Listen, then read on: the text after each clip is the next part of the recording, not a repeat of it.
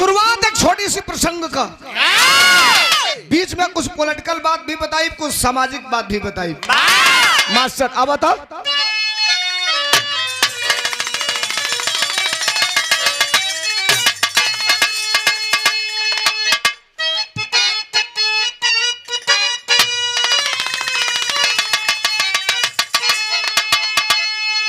बज गया, बज गया, अरे महाभारत का डंका, अल्लड़ में चले बहादुर बंका। सज के कुरुक्षेत्र, सज के कुरुक्षेत्र में चला है बर्बरी।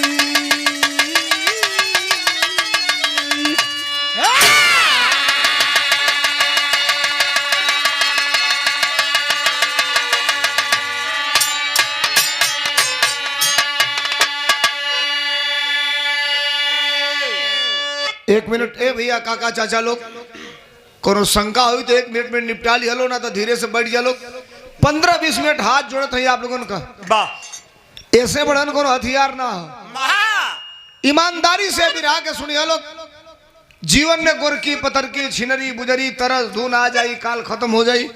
हयोन गा के जाई जो बोले मौन परी तो बोले बात ही कहानी याद के याद आई। बज गया महाभारत का डंका,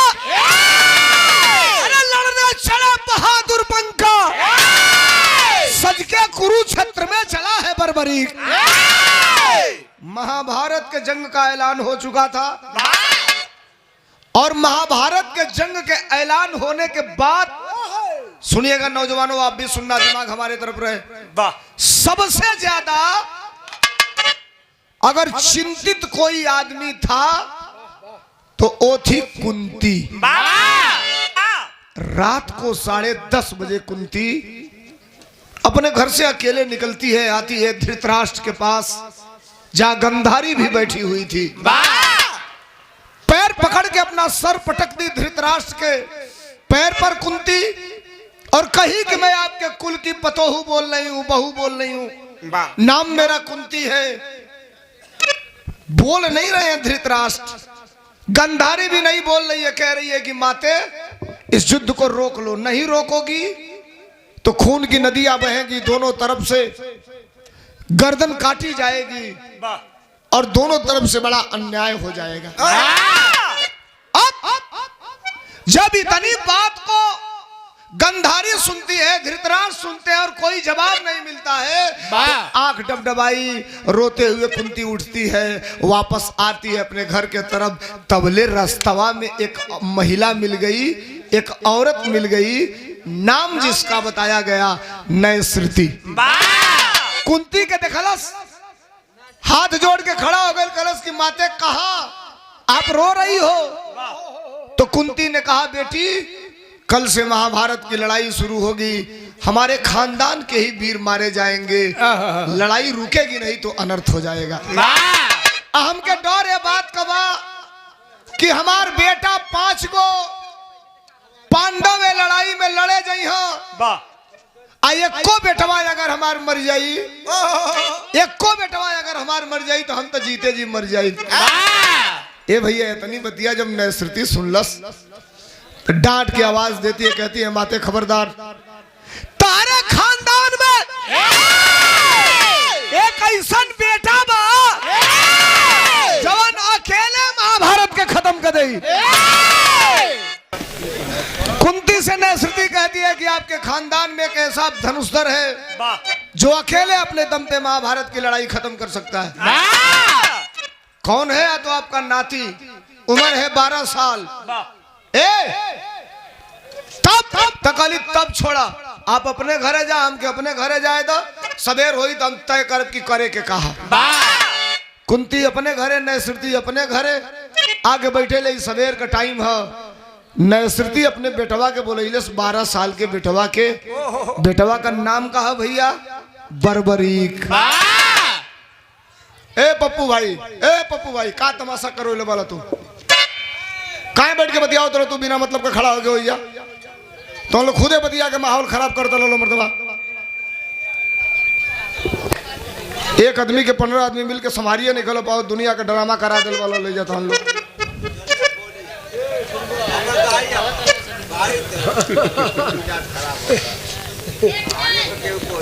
अब सवेर का टाइम है, नए श्रुति अपने बेटे बर्बरीक को बुलाती है और बुला करके एक बात कहती है, बिराह में तरज लाग गई। कौन तरज बा?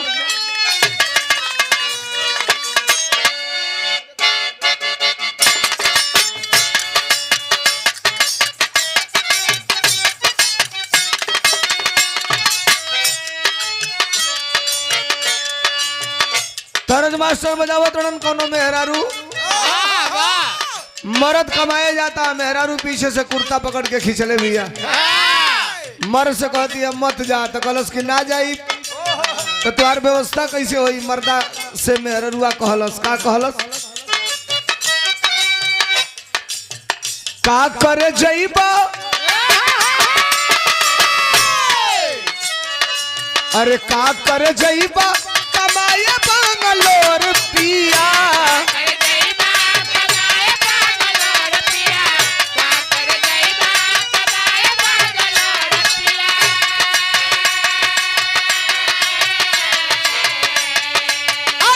करे जइबा कमाए बंगलोर पिया, खोली ले त घर ही, खोली ले त घर ही किराना स्टोर पिया, खोली ले त घर ही किराना स्टोर पिया, खोली ले त घर ही।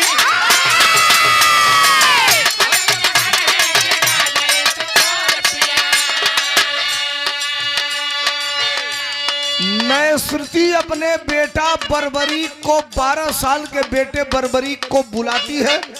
सवेर का टाइम बुलाई के अपने बेटवा के कपड़ा पहिरावतिया, पीताम्बरी पहनाने के बाद छोटे छोटे धनुष, छोटे छोटे बाण अपने बेटा को देती है। दे करके कहती है बेटा तुझे कुरुक्षेत्र में जाना है।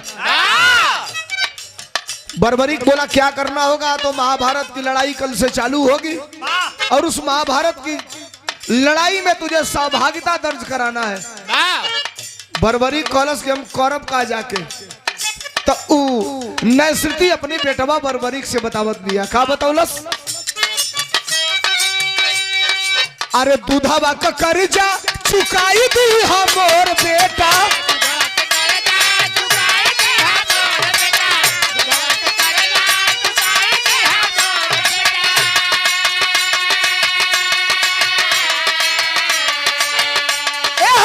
दूधवा का कर्जा चुकाई दी हमोर बेटा, हारी जेवो के,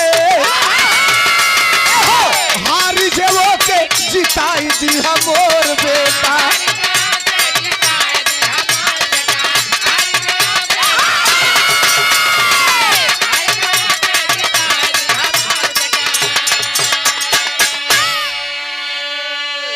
सवेर का टाइम 12 साल के लड़का बर्बरीक के पीताम्बरी पहिरा के, कुर्ता पहिरा के, धनुष बाण दे के मतारी भेजत दिया। करधन में घुंघरू बन लिया। लइकवा चलत बा, छोट लइका गनगन गनगन पप्पू भैया के तरफ से चौथे 5वें बार का पुरस्कार 100 रुपया भैया के नमस्ते प्रणाम। माता जी जहाँ कहीं भी हो स्वर्ग में स्थान मिले। आनंद यादव भैया के तरफ से 100 रुपया का पुरस्कार, माई के स्वर्ग में शांति मिले। आगे गईली पीछे परिवार को बढ़ंती करो। लइका जात बा बर्बरीक जंग के मैदान में लड़े खातिर महतारी कहलस की बेटा सुन, कुरुक्षेत्र में जाना, जाते लड़ना मत, वेट एंड वॉच, खड़ा होकर इंतजार करना। जो पक्ष हारेगा उसी पक्ष की तरफ से खड़ा होकर के तू लड़ना, और लड़ना ही नहीं उस पक्ष को जीताकर तब कुरुक्षेत्र से वापस हमारे पास आना, दूध का कर्जा चुकाना। लइका चला था, धनुष बाण छोट छोट ले ले, छोटवर लइका, छोट लइका अगर राम बनेला सा, लक्ष्मण बनेला सा, चाहे लइकी दुर्गा जी बनेली सा, छोट लइका तो बड़ा निक लागेला देखले हो बालोक। बार बड़ा ना जूरा बनले हम महतारी। लइका चला था, घन घन घन घन बाजा था का बा करधन, करधन माने बुझेलू? करधन देखो जाना अभी मालूम नहीं। रुको, हमन का माई काकी पहले मेला जा सा, तो खिलौना खरीद के ले आओ सा जरूर, लेकिन करधन ले आओ सा जेके डाड़ा कहल जाला देहात में। एक करियाई में पहले लवाछा देखो, पहले छोट रहल ना तो छोट लइकन के महतारी डाड़ा पहिरावेली सा। वही डाड़वा में दू गो है कौड़ी गुहल रहेला, सुतुहिया नहीं गोल गोल रहेला। आ कई गो लइकन की डाड़ा में हेते बड़ा चांदी का छुन्नी बना के लटकावल रहेला। वो काहे खाती जानत लगा है खातिर छोटका लइकवा कई गो कुल का आदत बिगड़ जाला, बार बार हाथ कहिए उन्हें जे वही जगह यो कुल का लगे सब पकड़ के वही के नीचे तो ओए महतारी काकी चाची हमनी के सोनारे के यहां से जाके बनवा के छुन्नी हो जा लटकौले रहे। ओसे बड़ लटकौले नहीं सके, जब एकर हाथ जाई तो वही पे जाई, कड़ेर पड़ी तो छोड़ जाई, आगे में लटकल रही। ए देखा सुना, एक बुरा काहे मनवा लोग, संस्कारे खत्म हो गई। पहले लइका छोट रहो सा तो महतारी चाची हई टंगरी फैला के वही पर लइकन के उतान करना सा, नूरानी के तेल में कपूर गरमा के आप लइकन के दरकच दरकच मिसा सा, कितने बुकुआ लगावे सा मैं उतान क के सीना पर रगड़ा सा नूरानी के तेल, गोड़ रगड़ा सा, आ सगरी कैले के बाद करू का तेल एगो कटोरा में धैले रहो सा, दू बोन उठा के लइकन की छुनिया में डाल के वो बिचली अंगूरी से सबका भइलो जे में जे बा, सबका माई की माई चाची सबे करेला, कारण है कि खुल जाऊ कहिया ना। आप महतारी अपने बेटवा के भेजला सिया लइका चला था जंग के मैदान में, माई अपनी बेटवा से कहलस दूधवा का कर्जा, दूधवा का कर्जा चुकाई दी हमर बेटा,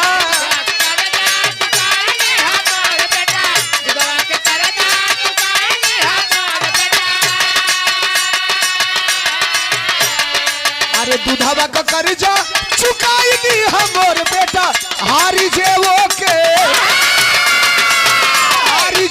के जिताई दी हमर बेटा।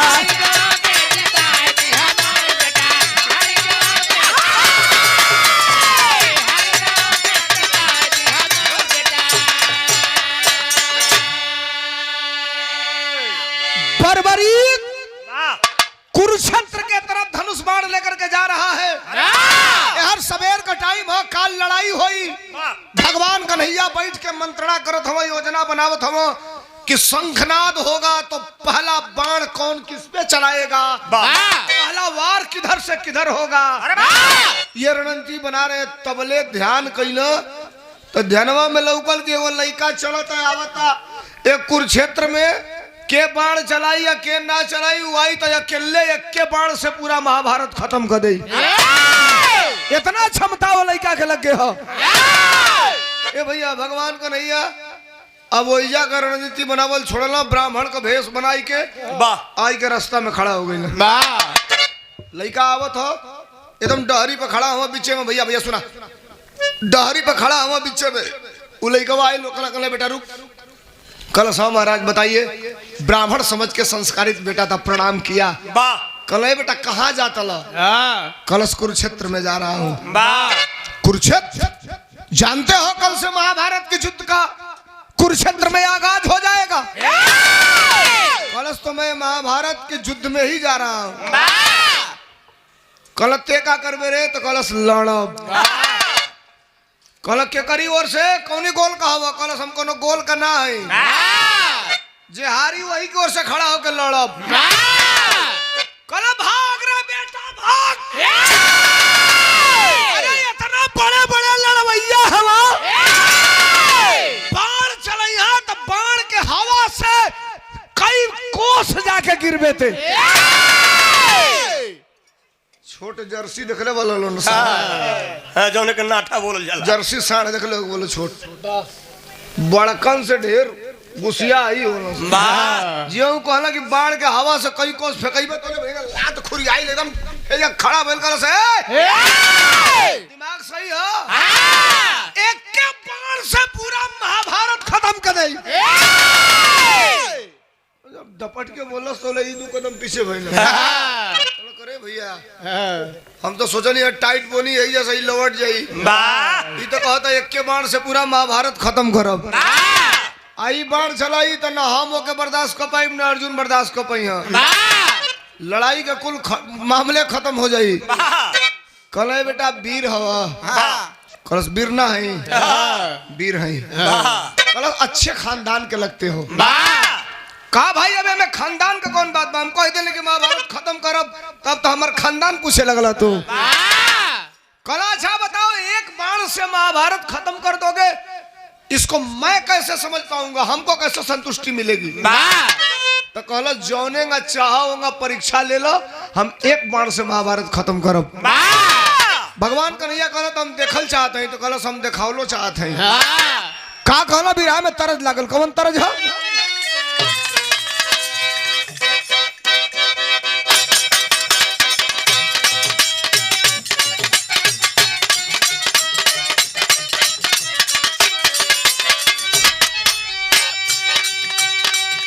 का करताड़ू रनिया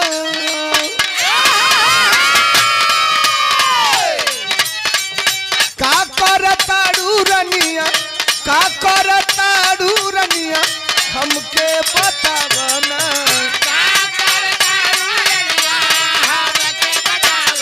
ओहो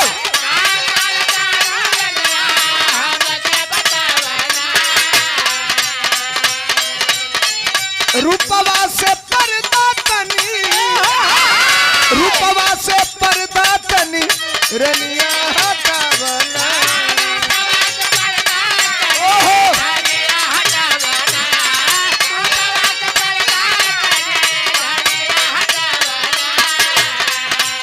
अरे का करताड़ू रनिया हमके बतावना। रूपवा से पर्दा तनी रनिया घटावना। तब मेहरारू कहलस का कहलस माथे पर हम बिगिया लगवनी माथे पर हम बिगिया लगवनी लिहली रूप सवारी पलक की सरक जाता सजन जी सरक जाता कमर से किस टोन वाली साड़ी पलक की सरक जाता कमर से किस टोन वाली साड़ी कमर से। भगवान भगवान कन्हैया कहला वीर हवा एक के बाण से अगर महाभारत खत्म करबा तो हमारे को शर्त है कि सुना कहला का भगवान कन्हैया बतौला का बतौला वीर अगर हवा यापन वीर अगर हवा यापन वीरता देखावना। ओहो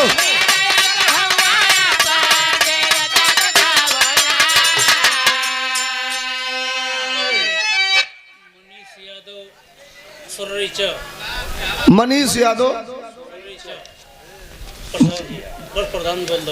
भैया की तरफ से मनीष यादव की तरफ से सोनैचा की धरती से 100 रुपया भैया के नमस्ते प्रणाम आप सबके नमस्ते प्रणाम। वीर अगर हवा अपन वीरता देखावना।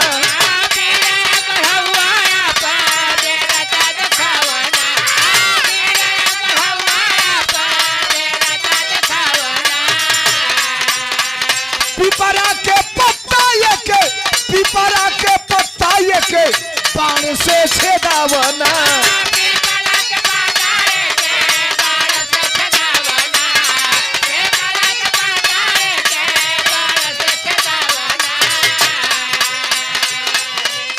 अगर वीर हो तो एक हमारी शर्त है उसको मानो तब मैं समझूंगा वीर हो। कलश का तो जहाँ खड़ा रहा ऊपरा पीपर का पेड़ रहे नीचवा वो लइकवा के लेके खड़ा रहा कलश सुन अगर एक बाण में महाभारत खत्म कर सकेले तो एक के बाण से ही पीपरे का सगरी पतई छेद देवे तो हम जानब कि ते वीर हवे।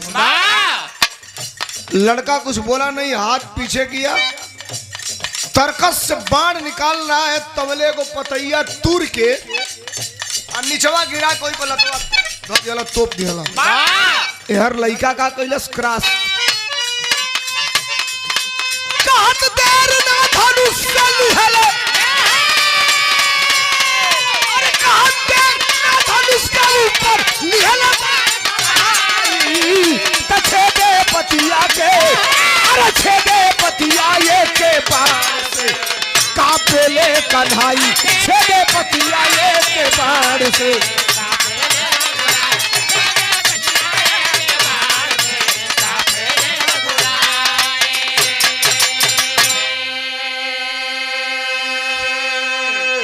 ज्यो कहला धनुष पर बाण चढ़ौलस, अब बाण चढ़ाई के ये बाण तान के चलौलस जैसे सुई से गुदरा सियाला। हन हन हन हन सगरी पतैया छेदत और बड़वा आके इनके पंजवा के ऊपर खड़ा होकर गनगन गनगन नाचे लागल। हालत खराब है भगवान के नैया का। कहला सारे ई का कहलो देखत इनके गोड़वे छेदित होले लइकवा कहला सुना कुल पतैया छेदा गई लगे तोरी पैरवा के नीचवा पैर हटावा ना तई तार पंजवा छेद के आओ के छेदी। अब जो कहला सोले लात चलो कहला रे भैया छेदलस पतई बाड़ ऊपर आइल पकड़ के लइका अपने तरकस में रखलस कलश परीक्षा ले लियाला। अब हमके चले दा जौन काला तो उनका देली बात हो गई खत्म। सोच गए भगवान कन्हैया अगर यह लड़का किसी भी तरह से कुरुक्षेत्र के अंदर चला जाएगा तय तो यही है कि पांडवों को जीतना है, कौरवों को हारना है। आई कहता कि हम वही की ओर से लड़ब जे हारत रही।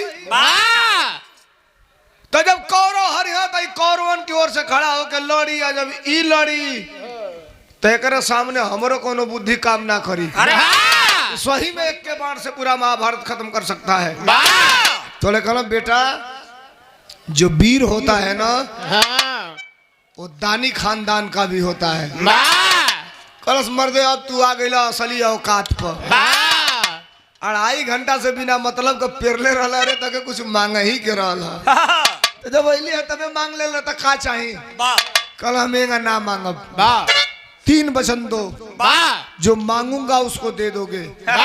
कल जौन मंगबा तवन दे। कल ना कल जौन मंगबा तवन दे। कल जौन मंगबा तवन दे।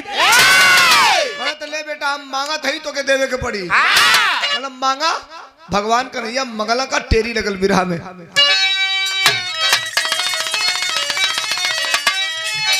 अरे बिरताई जिसकी धोखे में फंसी, अरे बिरताई जिसकी धोखे में फंसी, अरे जंग के बल बेदी पर मांगे शीश कन्हाई। जंग के बल बेदी पर मांगे शीश कन्हाई। बिरताई जिसकी धोखे में फंसी। बेटा जवान से मुकरना कायरों का काम होता है। कल से सुना महाराज अबे तुम मंगबे ना कहले तो ले करना मुकरना है। इकुल कहले का क्या मतलब है? मांगा कल अगर देना चाहते हो तो अपना ही गर्दन अपने ही तलवार से कटार से काट के और मेरे हाथ पर रखो। मनसा हमारी यही है, मांगना यही चाहता हूँ। कल अच्छा ठीक बा। जो कल गर्दनवा काट के दे कल ठीक बा। 2 कदम पीछे हटल और फिर हथवा पिछवा उजने में बड़ावा रखल अलग तरकसवा की ओर लगौले सही बड़ावा पकड़त बा। तोले भगवान कन्हैया समानवा रहला तोले सड़क के चल गेल बाए। अरे भैया फिर चढ़ाई का धनुष पे मार। अरे वाह ओ बरिया तो मरलस कुल पतैये छेद देला से बरिया सारे मारी हमके तो गर्दनवे काटी हमार। किनारे भाई हम भगवान कन्हैया हाथ जोड़ा कला भैया सुन देवे तो ठीक ना देवे तो कोनो मतलब नहीं के, लेकिन ये कुल काम मत कर। अभी जा तरज भी रहा में लागल कौन तरज हमार सब।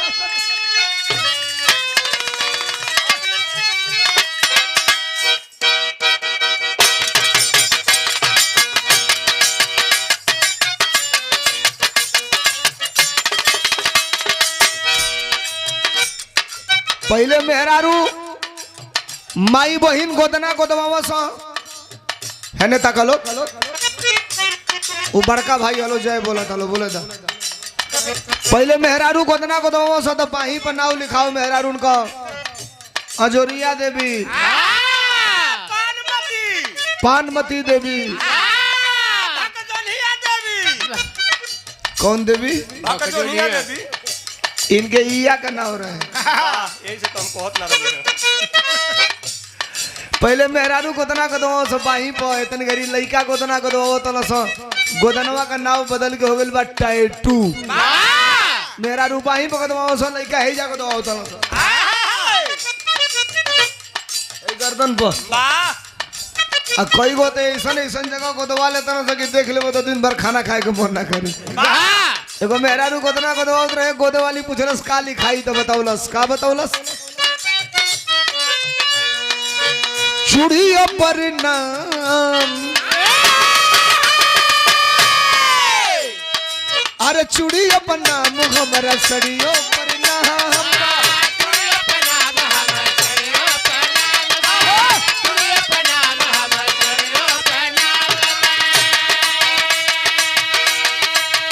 उनका खातिर हमारी जिंदगी तमाम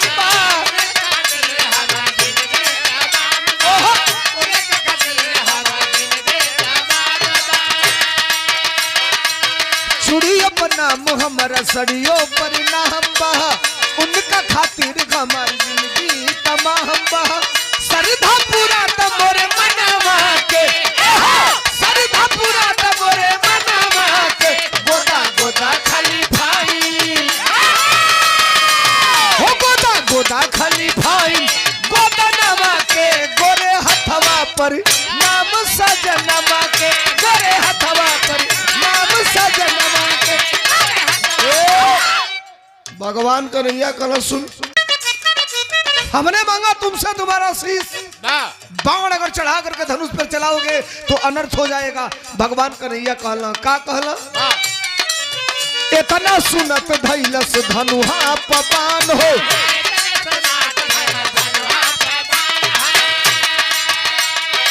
अरे कारण बताव ना त ले ले जान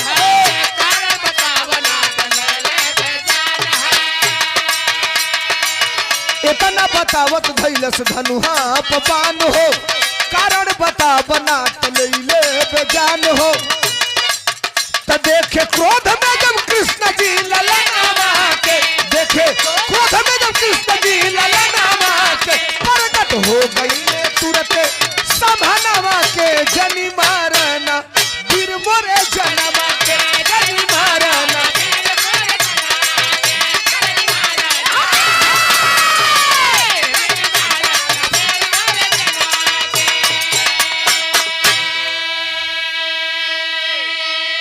%95 विरहा खत्म केवल 5% बचा है। 2 मिनट में और विरहा का पूरा भूमिका पूरा डायग्राम यही आपके बीच में रख दूंगा। भगवान का नैया कहे कि क्यों हमको धनुष पे बाण चढ़ा के मारोगे। कलश मेरी बात सुनो साधारण पंडित इस तरह धोखा देके इतनी खराब मानसिकता करके किसी का गर्दन काटने के लिए कही नहीं सकता। तुम असली में हो कौन असली भेष में आओ नहीं तो 1 मिनट लगेगा। गर्दन हमारा आप मांगे थे ना बाण चलेंगे तो 1 सेकंड लगेगा गर्दन आपका कटेगा। भगवान का नैया कहला कि आवो असली भेष में ना तो कहत कहत कहीं चलाइए दिहलस तो देखा था कट जाई हमरे गर्दन कहां से महाभारत हुई जो कहलस तो नीचे से शरीर बदलल चालू भइल पूरा शरीर भगवान कन्हैया नटवर गिरधारी मुरलीधर बंसी बजावत कोई सामने खड़ा हुआ। पहली बार नजरों के सामने वो बेटा देखा है। मुलाकात तो कभी नहीं हुआ था। घर में पूजा होती है भगवान कन्हैया की। मुड़िया पटक दिलस गोड़वा पर खड़ा भइल हाथ जोड़स कहल महाराज बात जबान से और तीर कमान से अगर निकल के वापस चली जाती है तो फिर कभी वापस नहीं आती। हमने आपको जबान दिया है गर्दन काट के देने का। मैं अपना ही गर्दन आपको काट के देने जा रहा हूं आप ले लो साहब। लेकिन साहब अगर आप बुरा न माने तो एक सवाल मैं आपसे कर सकता हूं। गर्दन तो काट के देने जा रहा हूं सुनिए भैया विरहा का असली बात बोले जो सुनल है असली पॉइंट है विरहा का तेरे सुन लो कला। अब भगवान का नैया कहला कि हाँ भैया बताओ क्या कहना चाहते हो। भगवान कन्हैया कहना कि बेटा चाहते क्या हो? कहा साहब एक सवाल मेरा ये है, आप भगवान हैं, मैं जानता हूं कि आप जगत के दाता हैं। ये साहब हम तो 12 वर्ष का लड़का या बोध, हम कौनो गलती तो कैली ना, हमार गर्दनवा काहे मांग लिया साहब, मुड़िया काहे काटे के कह दिया। कल बेटा देखो, बताना तो नहीं चाहता था, बताना तो नहीं चाहता था, लेकिन अगर इस तस्वीर को साफ नहीं करूंगा तो शायद तुम्हारी आत्मा भटकेगी और लो ए टोपी चुप चुप, तुम्हारी आत्मा भटकेगी और मैं ये तस्वीर साफ करना चाहता हूं। सुनो वाह, तुम युद्ध के दौरान लड़ाई में जा रहे हो, लड़ोगे तुम, और तुमने ही कहा है कि तुम्हारी मां ने कहा है जो हारेगा उसी के तरफ से मैं लड़ूंगा। मैं कन्हैया हूं, जानते हो, मैंने पूरा डायग्राम बनाया है इस लड़ाई का, और उस डायग्राम में हमने तय कर रखा है कि किसी न किसी तरह से पांडवों की विजय सुनिश्चित करानी है, कौरवों की हार होनी है। अपने माई के वचन देने वाले कि जे हारी वही की ओर से लड़ब, तो हम जिताई पांडव के, आज जब कौरव हरियाणा तो जाके कौरव की ओर से लड़बे, तुम्हारे खानदान के बाबा दादा के सर को स्वयं तुम अपने बाणों से कलम करोगे। अगर तुम जाओगे तो किसी भी कीमत पर दुनिया की कोई ताकत पांडवों को जिता नहीं पाएगी। अगर अपने खानदान अपने परिवार को जिताना चाहते हो तो गर्दन काट के देना पड़ेगा। निकलस कटार 12 साल का बेटा अपने हाथे मूड़ी पकड़लस, काट के गर्दन भगवान कन्हैया के हाथे पर दे दी हलस। भगवान सुनो, आप पूछना किसी भी राग आने वालों से, मैं केवल गायक ही नहीं, कभी कभी थोड़ी सी आपको सामाजिकता की समावेश वाली बात करता हूं। गॉड, भगवान, भगवान, भगवान की अंग्रेजी होती है गॉड। जरा सुनना, इतने लोग बैठे हैं, आधा मिनट भी रहा बढ़ेगा। गॉड की स्पेलिंग है GOD, गॉड, गॉड मीन्स भगवान। सुनिए, GOD, गॉड, गॉड मीन्स भगवान। इसको उल्टा पढ़िए तो GOD, गॉड, उल्टा पढ़िए DOG। क्यों नहीं डॉग मीन्स भगवान हो गया? क्यों गॉड मीन्स भगवान हुआ? गॉड का मतलब जानते हो? जी से हो गया जनरेटर, जनरेशन करने वाला। जी से जनरेटर, जनरेशन करने वाला। ओ से ऑपरेटर, उसकी देख रेख करने वाला, हिफाजत करने वाला। और डी से डिस्चार्ज, यानी खत्म। जिसके पास इतनी क्षमता है, आपको पैदा भी कर सकता है, आपकी देख रेख कर सकता है, और आपको समाप्त कर सकता है। वही भगवान है, वही अल्लाह है, वही खुदा है, वही गॉड है, वही राम है, वही रहीम है। अरे वाह! भगवान के हथवा पर मुड़िया काट के दे दी हलस। भगवान कन्हैया के हाथ पर मुड़ी रखल है तो ले मुड़िया बोल दी हलस कि ये महाराज गर्दन तो काट लेला। एगो बात बा कहत कहीं तो कहला बोल, तो कहलस हमार माई हमके महाभारत की लड़ाई में भेजले रही, हमारी इच्छा हो कि हम महाभारत का लड़ाई देखती। तो कहला आशीर्वाद नहीं, वचन देता हूं तुमको। आशीर्वाद तो दूसरी चीज होती है और वचन दूसरी चीज होती है। वचन देता हूं तुझे कि तुझे महाभारत की लड़ाई दिखाऊंगा। ऐसे हाथ ऊपर कैला, मुड़िया आसमान में चली गई। महाभारत का लड़ाई शुरू भइल, मुड़ी ऊपर चल गई, गर्दन ऊपर चल गई। 18 दिन महाभारत का लड़ाई चलल। आ महाभारत की लड़ाई में पांडव विजेता भइल, कौरवन का हार भइल। सुना, 2 दिन लड़ाई बीतले भइल। सवेर का टाइम है, कहीं भीम गदा लेके भागत हो, कहता हूँ हम ना रहते हैं, गदवा ना रही तो लड़ाइए ना जीतल रहते जा। तो अर्जुन आइला श्रेय लेवे खातिर, भाई भाई में कत्ल हो जाला के जान लिया लो। अर्जुन आइला तो बाण लेके लगला, वहीं पर धनुष पर अगरे कल कहो हम ना रहती कर्णवा के नाम मरले रहती तो लड़ैया कहाँ जीतल गई रही। तोरे भगवान का नहीं आगे लगल कहो कैसन फाटत हवा लोग, कैसन तो लोग का जवानी नहीं खे रोका। कहो साहब हम नहीं रहते तो लड़ाई नहीं जीती गई होती। भगवान का नहीं कहले एगो काम करो लोग, तू लोग के हो गई घमंड, लड़ैया के जीतले बा अब इतोहन लोग ना बुझ पैबा लोग। कहला तब तो भगवान का नहीं एगो बात कहला, का कहला मास्टर?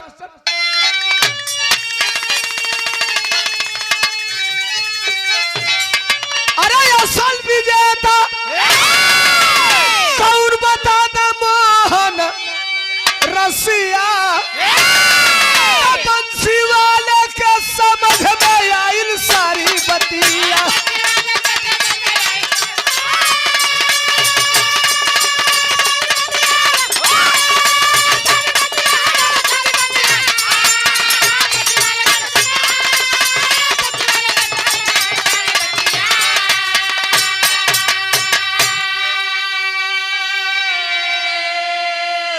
भगवान कन्हैया कहला कि तू लोग कहो गया घमंड।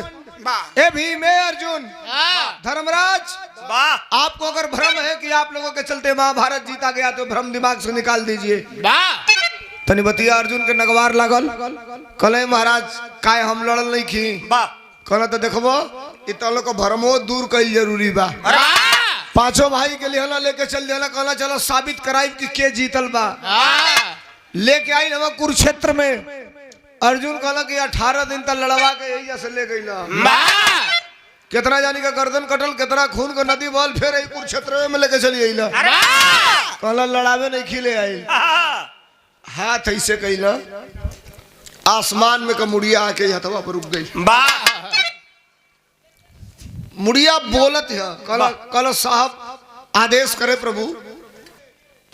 कहला गे बरबरी इनको पहचानते हो? कहा नहीं साहब। इन लोगों से कहे कि इसको पहचानते हो? तो अर्जुन कहला हमने की पहचाना। तो कहले तुम्हारे खानदान का लड़का।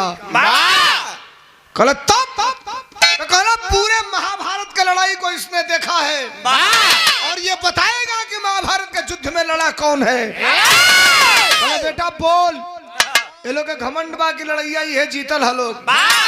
मुस्कुराइल उकटल शीश बरबरी का, मुस्कुरा के बोलस का बोलस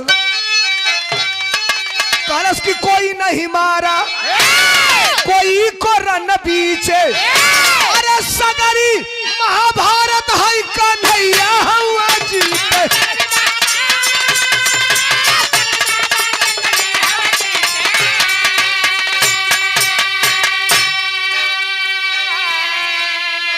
कहलस कि ना हक में ना दादा लोग भुलावा छतिया।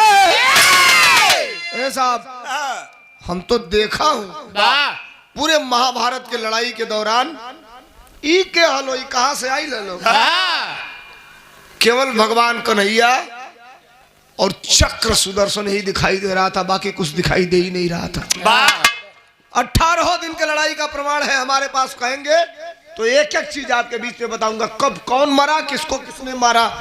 अगर ये भ्रम है तो दिमाग से निकाल दीजिएगा। हाथ से गर्दन में 5 जाने के नीचे हो गई। भगवान कन्हैया कहला और कुछ पूछल चाहते हो तो पूछा लो। अर्जुन कहला कि चला जब मुँह करिखे पुतवा दिया तो अब क्या पूछो। वापस जाए वाला हो लोग, भगवान कन्हैया हथवाई से करे वाला हो कि मुड़िया आसमान में जाओ तो ले झरझर झरझर तो कटल शीश बरबरीक के आंख से आंसू चले लगल। भगवान कन्हैया कहला बेटा काहे हो?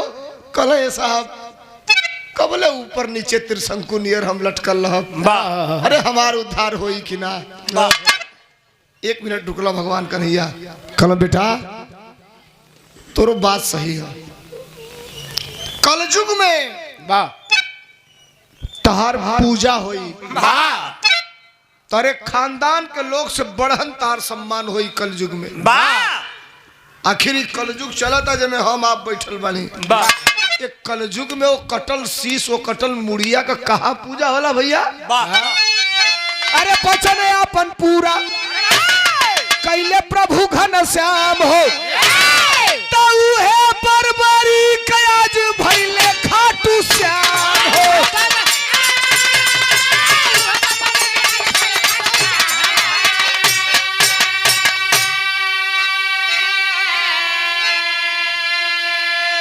वो कटा हुआ शीश बर्बरीक का आज खाटू श्याम के रूप में पूजा जाता है। खाटू श्याम का फोटो आप देखते होंगे, केवल सर है। राजस्थान में सालासर एक जगह है जहां खाटू श्याम का मंदिर है। कई फोटो, अगर कई पोस्टर पर भी आप खाटू श्याम को देखेंगे, जागरण में भी जाएंगे तो उस बैनर के पीछे लिखा, सुना सर 1 मिनट तोहन का गावे जाते नहीं भैया, जो चाहत रहा सा 1 लाइन बस 1 मिनट सुन ला, दवाई लिया फायदा करी तोहन लोग वाली 1 लाइन, लेकिन एकदम चुप रहिया लो भाई, सुन लो। खाटू श्याम के नाम से वो बर्बरीक पूजा जाता है। खाटू श्याम की जहां मूर्ति लगती है तो पीछे लिखा जाता है, हारे का सहारा खाटू श्याम हमारा। बर्बरीक के रूप में आज भी वो खाटू श्याम, बर्बरीक का दूसरा रूप खाटू श्याम के रूप में इस धरती पर पूजा जाता है। वचन अपन पूरा कहना भगवान कन्हैया। बिरहा हमार खत्म भइल। कैसे मास्टर? रुका हो, जोले छाप बोलबो। बिरहा खत्म हो गई, बर्बरीक खाटू श्याम हो गई ना, बिरहा हमार हो गई खत्म।